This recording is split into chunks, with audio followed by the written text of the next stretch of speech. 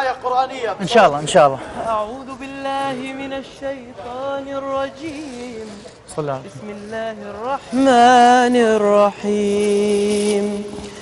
ألم نشرح لك صدرك ووضعنا عنك وزرك الذي أنقض ظهرك ورفعنا لك ذكرك فإن مع العسر يسرا إن مع العسر يسرا فإذا فرغت فانصب. بسم الله الرحمن الرحيم. والضحى والليل إذا سجى ما ودعك ربك وما قلى وللآخرة خير لك من الأولى ولسوف يعطيك ربك فترضى ألم يجدك يتيما فآوى ووجدك ضالا فهدى ووجدك عائلا فأغنى فأما اليتيم فلا تقهر وأما السائل فلا تنهر وأما بنعمة ربك. أعوذ بالله من الشيطان الرجيم. بسم الله الرحمن الرحيم. وضرب الله مثلا للذين كفروا امرأة نوح وامرأة لوط كانتا تحت عبدين من عبادنا صالحين فخانتاهما فلم يغنيا عنهما من الله شيئا وقيل ادخلا النار مع الداخلين. وضرب الله مثلا للذين آمنوا امرأة فرعون إذ قالت رب ابن لي عندك بيتا في الجنة ونجني من فرعون وعمله ونجني من القوم الظالمين.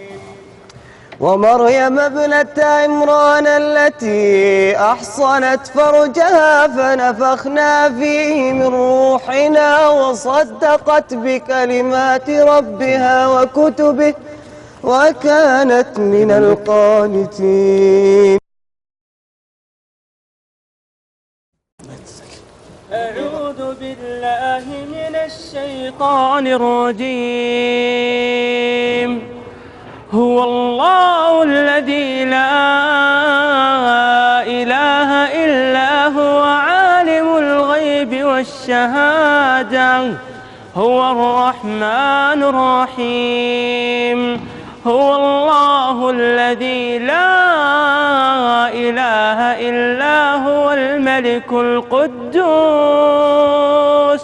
القدوس السلام المؤمن المهيمن العزيز الجبار المتكبر.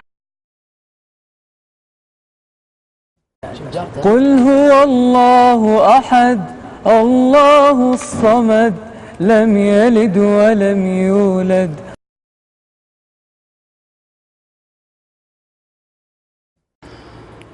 ولا تقف ما ليس لك به علم إن السمع والبصر والفؤاد كل أولئك كان عنه مسؤولا. إن السمع والبصر والفؤاد كل أولئك كان عنه مسؤولا.